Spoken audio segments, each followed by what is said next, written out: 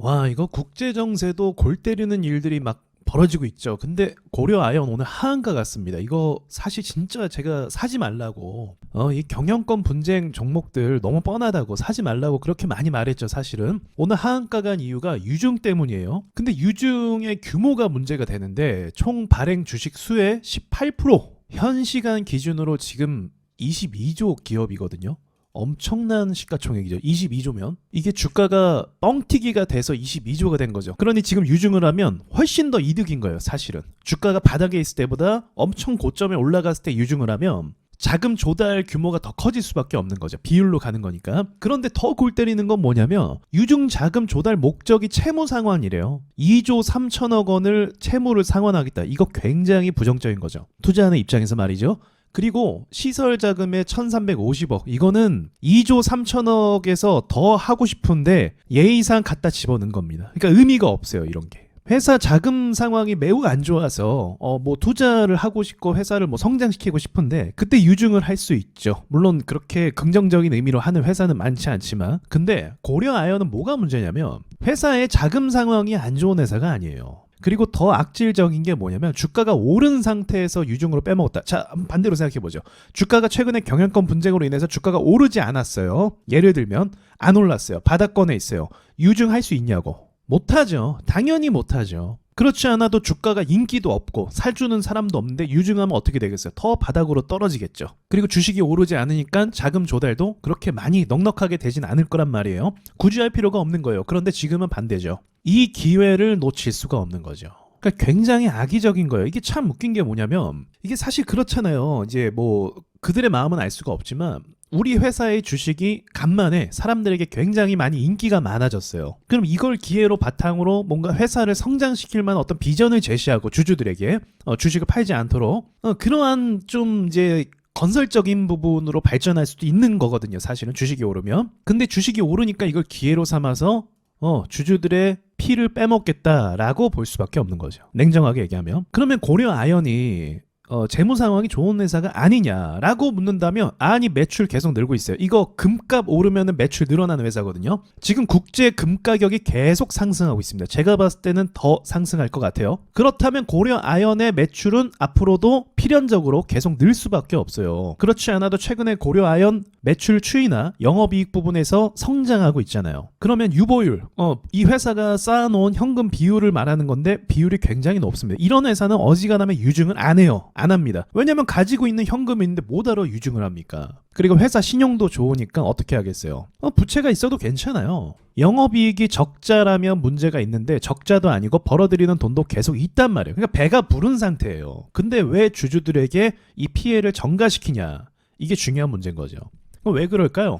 답은 간단합니다. 애초에 그럴 생각이었어요. 그러니까 제가 이거 얼마 전 영상에서 이거 호가 잠궜다고 했잖아요. 제가 이게 문제가 뭐냐면 보통 이렇게 주당 가격이 비싼 주식 20조가 넘는 주식은 한번 오를 때마다 거래 대금이 조 단위로 터져야 돼요. 예를 하나 보여드릴게요. 자, 한미 반도체가 이것도 시가총액이 꽤 크죠. 이 주식이 오르니까 거래 대금이 얼마나 터져요? 1조, 몇천억, 5천억 이렇게 터집니다. 이게 정상이에요. 왜냐면 외국인들도 이 회사의 호재를 보고 사는 것이기 때문에 그런 거죠. 그래 막 거래가 되는 거예요. 근데 인위적으로 호가가 잠겼다. 물론 이제 유통 물량에 한계가 있지만 그렇다 하더라도 이건 굉장히 비정상적인 거래 대금이라고 볼 수가 있죠. 그러니까 제가 상한가가 나온 당시에 이 종목에 대해서 위험성을 경고 말씀드렸는데 당연히 언론에서 뭐 2차전이다. 경영권 분쟁이 더 심화된다 하면서 주가가 오른다. 그리고 조금 전에 어제 뉴스죠. 어제 뉴스에는 야, 고려 아연 주식 살 걸 그랬나 막 이런 기사까지도 있었어요. 그러니까 어제까지의 모습을 보면 그럴 만도 하죠. 그렇게 생각할 만도 한단 말이죠. 그런데 이런 모습들이 결국 정상이 아니라는 겁니다. 그리고 특히나 이제 한국 세력들, 국내 세력들은 몇 번 말씀드렸지만 자금 동원력이 그렇게 높지 않기 때문에, 규모가 크지 않기 때문에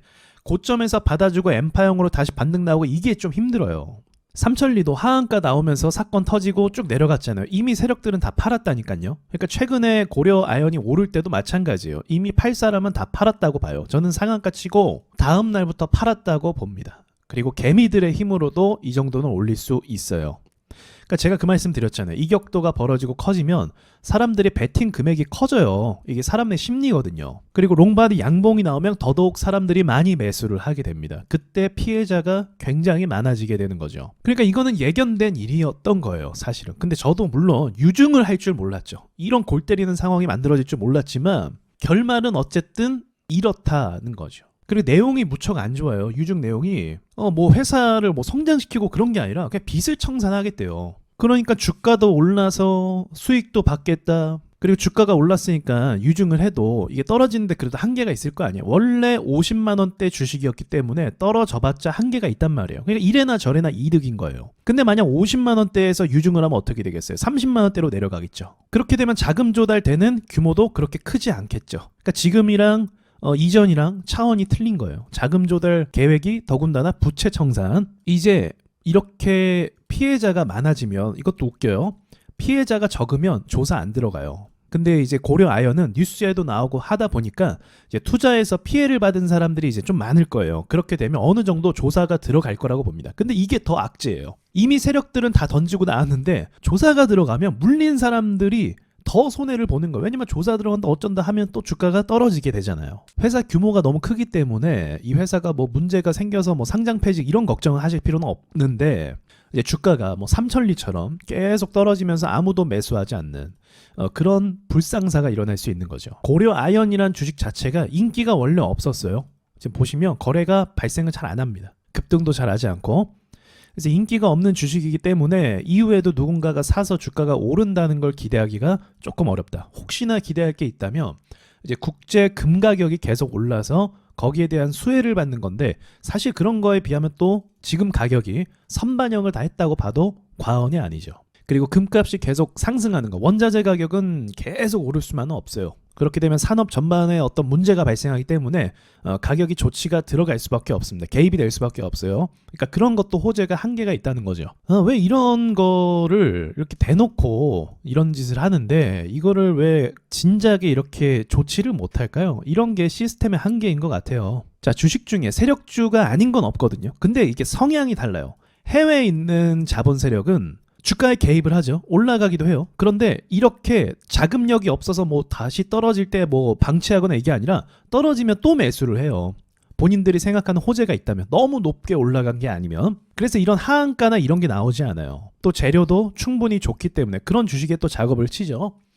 그래서 성향이 달라요. 이런 주식들은 탈출할 기회가 그래도 한 번은 있다. 그러나 국내 세력들이 건드리는 종목은 이런 뭐 경영권 분쟁 이런 거는 이제 스케줄이 정해져 있잖아요. 사실은 나 경영권 분쟁 할래 하면 하는 거고 말래 하면 마는 거고. 이런 유형 같은 경우는 좋은 결말이 거의 없습니다. 너무 끔찍해요. 그래서 제가 하지 말라고 말씀을 드린 거고, 그리고 이거 외에도 경영권 분쟁 종목들 건드리지 말라고 말씀드렸죠. 결말이 다 똑같습니다. TA 홀딩스도 마찬가지죠. 이것도 뭐 거래 대금이 많이 안 터져요. 규모가 약한 거예요. 현재 주당 가격이 700원, 1000원 미만인 경우는 이게 돈이 더 잘 붙는 특징이 있거든요. 근데도 이제 돈이 안 붙고 있죠. 이렇게 거래가 죽고 있고, 이것도 호가가 잠겼다고 볼 수 있습니다. 지금 고려아연은 솔직히 떨어지는 그 질이 안 좋아요. 그냥 차익 실현으로 떨어지면 이유가 없잖아요. 이유가 없어서 떨어지면 반등이 나오기도 해요. 아직 진행 중이라고 볼 수 있으니까. 근데 유증이라는 악재를 받고 주가가 곧바로 회복되는 경우는 많이 못 봤어요. 이제 펩트론도 한참 뒤에 회복을 했죠. 그래서 이게 쉽지 않은 상황이에요. 너무 악재가 강해요. 심지어 분봉으로 보시면 또 하한가 찍혔을 때 단타로 하한가 단타 매물이 또 들어왔었어요. 그러다 말았죠. 보통 이렇게 들어오면 한 번이라도 더 쳐주는데 이게 관리가 안 되는 거예요. 돈이 없는 거예요. 이런 것도 안 되는 거죠. 그래서 이렇게 물리면 방법이 사실은 없다고 볼 수 있죠. 여기서 뭐 어떻게 합니까? 그렇죠. 환불이 되는 것도 아니고. 애초에 이런 게 나오면 안 되는 건데 이런 걸 방치한 이제 금융감독원이 좀 문제가 아닌가 전 그렇게 생각을 해요. 진짜 웃겨요. 영풍정밀 뭐 언론에서 보면 뭐 영풍정밀이 뭐 이렇게 뭐 주가를 의도적으로 개입했다 뭐 이런 식으로 해서 뭐 역으로 뭐 신고하고 그랬거든요. 고려 아연 측에서. 근데 본인들은 고점에서 유증 때려버리네요. 그러니까 누구의 말도 믿으면 안 돼요. 제가 대주주 말 믿지 말랬죠. 누구의 말도 믿는 게 아니라 이 회사가 과거에 어떻게 해왔는지를 보는 게 제일 중요합니다. 자, 여기까지 말씀드릴게요. 이거 너무 끔찍하네요.